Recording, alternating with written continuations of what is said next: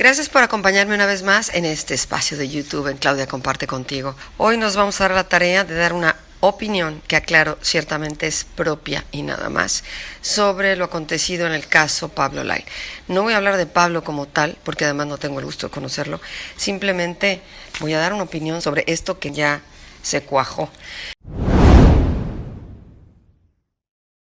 En un juicio que llevaba iniciado desde marzo del 2019, cuando tuvo este evento terrible, desafortunadísimo, de este accidente vehicular que hemos visto por todos lados. Lo que sucede es que se empiezan a pelear entre coches, como muchas veces sucede en la Ciudad de México, diariamente miles y miles de personas lo hacen.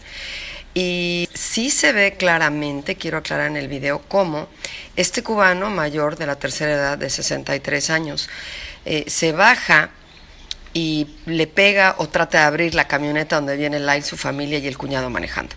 Luego entonces se regresa al coche.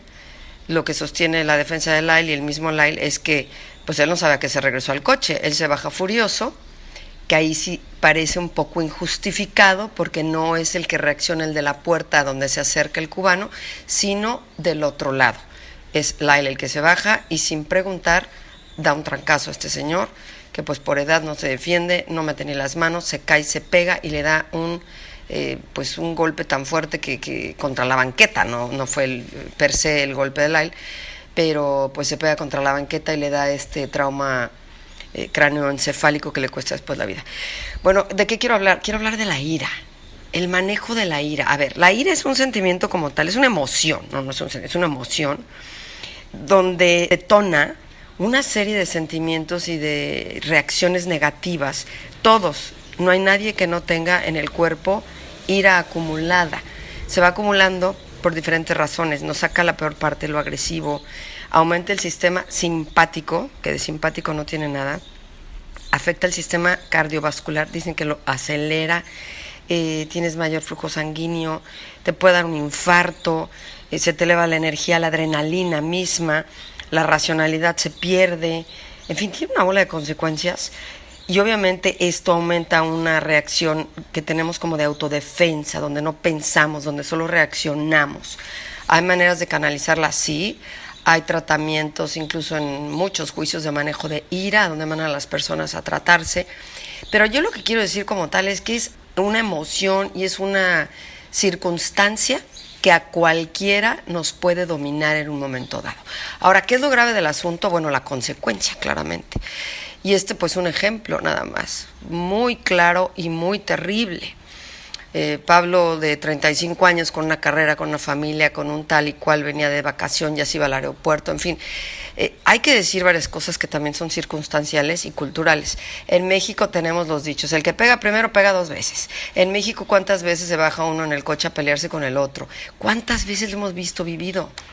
El nivel de adrenalina, el nivel de agresión que vemos. Cuando veíamos que dos señoras se desgreñaran en el metro, cuando vemos que de la menor provocación uno saca lo peor de sí. Este momento yo diría que a nivel mundial, no solamente en México, pero en México, bueno, es Pancholandia. ¿De qué estamos hablando? Sí, es mucho más fácil pensar que un mexicano se baja en cualquier lugar a darle un golpe a otra persona que en Estados Unidos, por ejemplo. No es que allá no haya violencia, hay toda.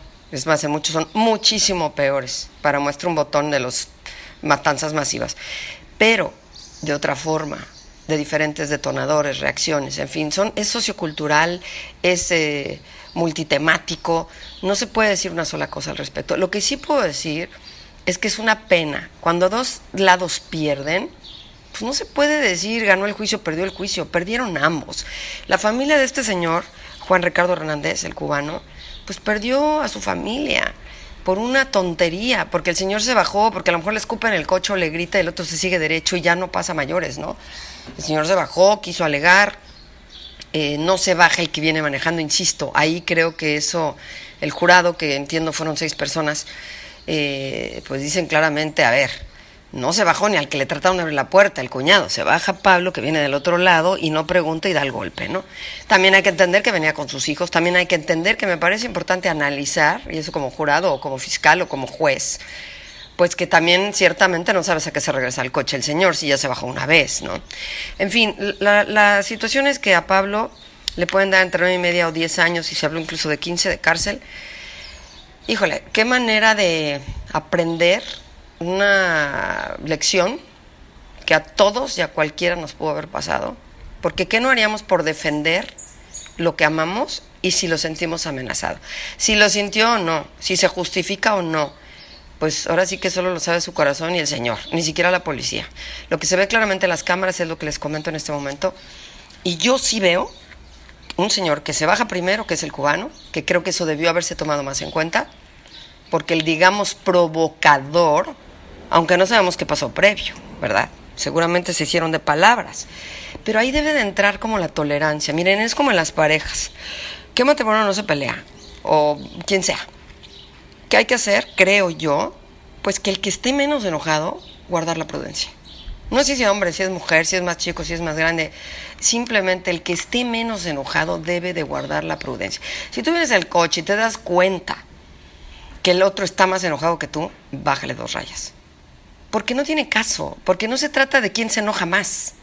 Porque potencialmente, todos enojados, la ira, el nivel de agresión que podemos llegar a tener, a todos nos vuelve Batman y Superman, ¿eh? Y somos capaces de hacer cosas que no haríamos en nuestro sano juicio. En fin, la ira, ese es el tema.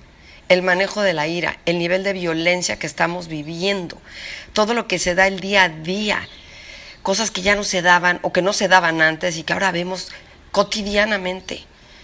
Solo hay que ver las noticias para espantarse, ¿no?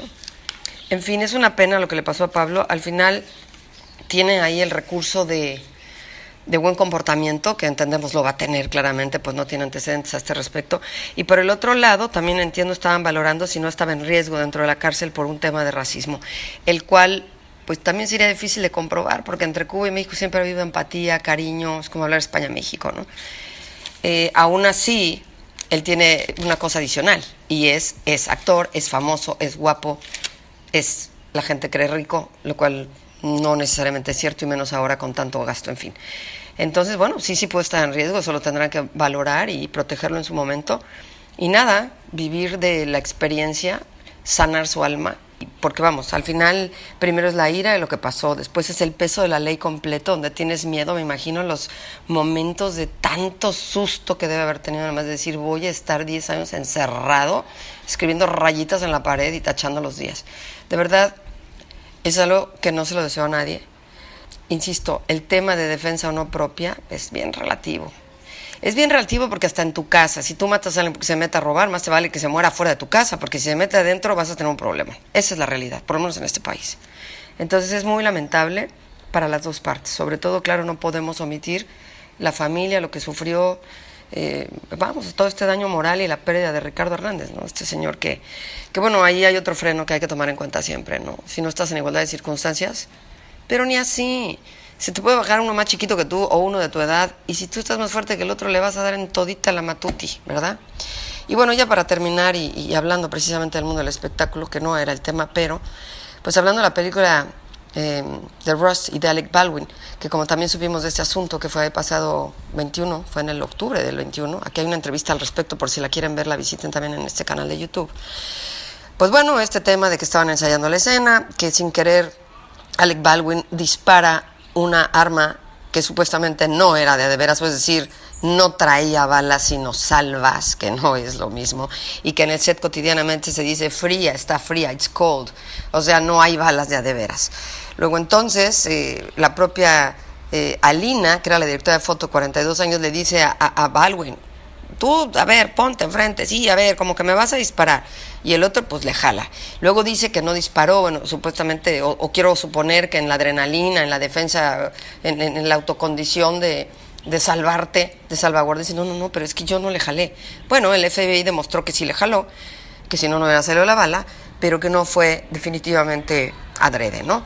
Entonces enfrenta un acuerdo civil, llega un arreglo con la familia, y queda en que el esposo, que se llama Matthew Hutchins, va a asumir como productor, y con ello pues vendrá, me imagino, más dinero, una reparación del daño me choca el término porque ¿qué te puede reparar el daño de perder a un ser querido? No creo que haya cifra. Pero bueno, el señor accedió, todos los actores originales van a estar en el rodaje, lo van a retomar, parece ser que para enero del año que entra. Y bueno, desde ahí hay una prohibición permanente de armas en los sets y no hay cargos penales, sí hubo este acuerdo civil y yo nada más me quedo con la pregunta, ¿cómo estuvo una bala adentro de una arma de salva en un set de rodaje? Eso, pues qué bueno que llegaron a un acuerdo, pero que alguien nos explique, ¿no? Esta prohibición de armas, pues no, van a volver a filmar, seguramente con el arma mega revisada y tendrá que hacer el FBI o alguna instancia mucho más importante porque la propia industria se ve que no es capaz de hacerlo. Aquí ha sucedido también en México. En fin, este tipo de accidentes son verdaderamente deleznables porque verdaderamente nada lo justifica. Lo que es prevenible no es justificable jamás, creo yo. Bueno, hasta aquí mi comentario. Gracias. Si te gustó, dale like, compártelo y aquí estamos para más. Claudia comparte contigo.